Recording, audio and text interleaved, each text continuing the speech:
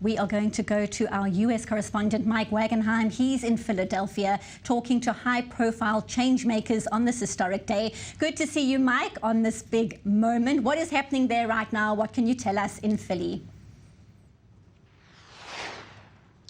The Democratic nominee Joe Biden actually in Philadelphia for a few hours. He just went to the National Constitution Center over by Independence Hall, not far from here, making several other unannounced stops. This is his final campaign appearance here in 2020 with a fateful election night coming upon us. Speaking of fateful, the American-Israeli relationship, the American relationship with the Middle East could very much hang in the balance on this election. We're joined here by Daniel Pipes, the president and founder of the Philadelphia-based think tank Middle East Forum.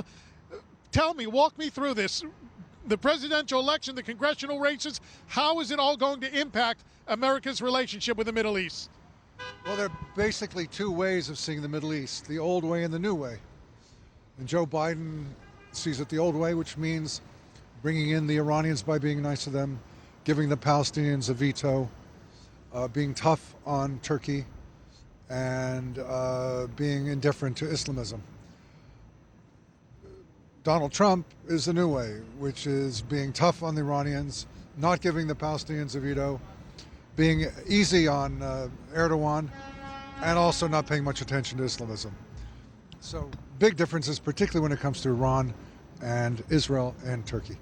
Do you think, should Joe Biden win, and he is the front runner according to the polls, that the groundwork laid by Donald Trump over the last few years might pull Biden, not completely in another direction, that's not really logical, but somewhat more toward the middle? I think in the sense that we're not going to go back to the JCPOA as it was. The embassy will not be pulled out of Jerusalem.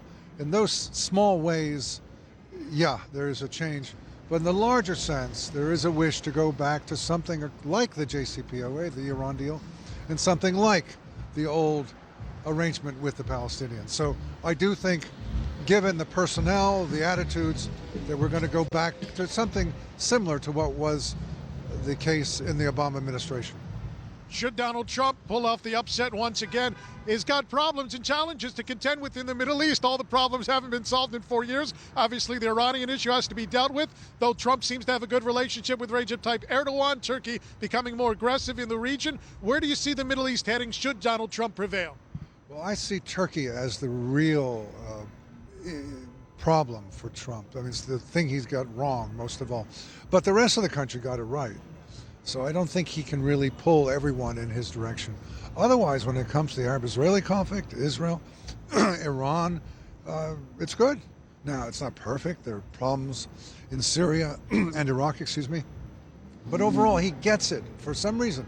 He doesn't know much about it. His advisors are helter-skelter, but he gets it, that there's a new dawn. And it has to do with Iran, standing up to Iran or to the Iranians and their agents, and working with the Israelis and the Sunni Arab states. He's got it, and it's great. It's really made a difference.